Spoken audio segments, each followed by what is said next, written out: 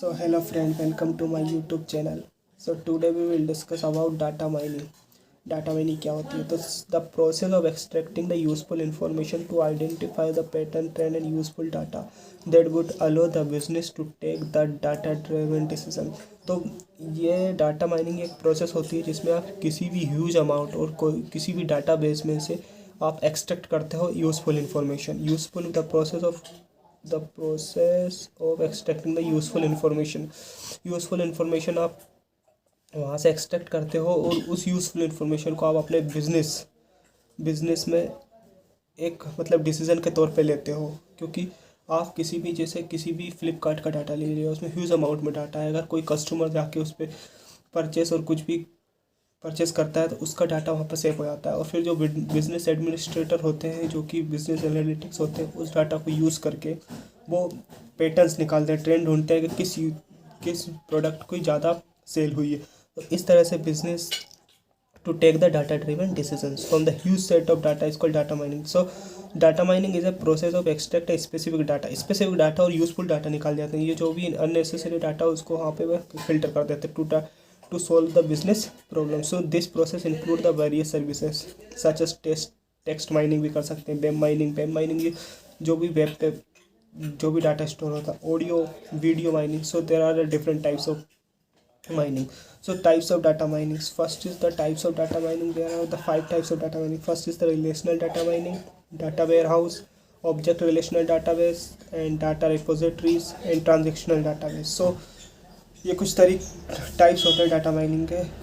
तो आपका पहला टाइप फर्स्ट है रिलेशनल डाटाबेस. क्या होता है? So relational database is a collection of multiple data sets of formally organized tables, records and columns which can be accessed. So tables convey provide the data searchability easily and reposing and organization of data easy.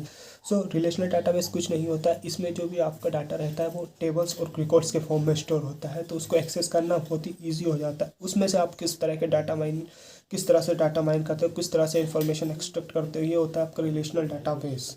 इसके बाद आता है क्या? Data where.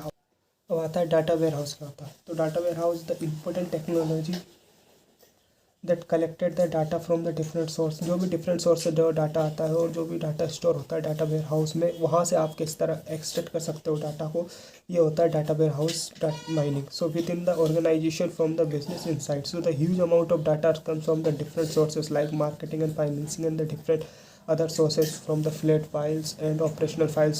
So there are so many files which come together and integrated one database is called data warehouse, and we can extract that useful information from the data warehouse.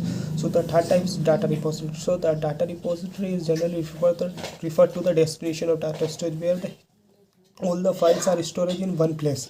So it's called data repository, and data repository term can be used by the IT professionals. Utilize the term clearly refer to a specific types of data structure. A group of data where an organization has kept various kind of information is called data repository. Now object relational database क्या होता है?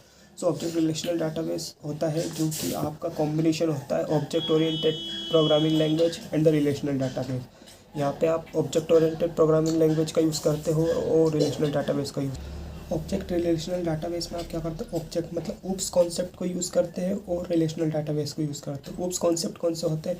जो कि classes को support करते हैं, object को support करते हैं, इनहेरिटेंस, पॉलीमॉर्फिज्म इनको सपोर्ट करते हैं. और रिलेशनल डाटाबेस किसको सपोर्ट करता है? जो कि आपके टेबल्स और कॉलम्स के फॉर्म में होते हैं. So the primary object of the object relational database is to close gap between the OOPs concept and relational database. So object relational database utilise in many programming language like C#, C++ and Java, or many programming language can be used object relational database. And the last one is the transactional data. Yes, transactional database refer to the potential to undo the database transaction if it is not performed approximately. Transactional database क्या करता है? जहाँ per transaction save होते हैं, आपको उस database में से डाटा को माइन किया जाता है, तो ये होता है transactional database. So there are some application of data mining. First is the health sector. जो अब डाटा माइनिंग होता है हेल्थ सेक्टर में यूज़ किया जाता है, क्योंकि द प्रीवियस जो भी डिसीज होते हैं उनके बिहाफ पे आप नए प्रिडिक्ट करके और नई वो निकालते, पैटर्न्स ढूंढते, ट्रेंड ढूंढते। उसके बाद मार्केट बास्केट एनालिसिस में आप ये करते हैं कि मार्केट बास्केट एनालिसिस जो भी प्रोडक्ट सेल हुए, एक के साथ एक प्रोडक्ट किस तरह से सेल्स हुए। उसके बाद लाई डिटेक्शन में आप किसी भी क्रिमिनल रिकॉर्ड पर से लाई डिटेक्ट करते हैं। फाइनेंशियल बैंकिंग में हम लोन वगैरह के बोरो कितने हुए, कस्टमर कौन बोरो कर रहा है, किस टाइप पे लोन इंटरेस्ट दिया जा रहा है। Education is the primary sector. उसका मैन्युफैक्चरिंग में यूज़ होता है, फ्रॉड डिटेक्शन में यूज़ होता है। So there are the several application of data mining. So thank you guys.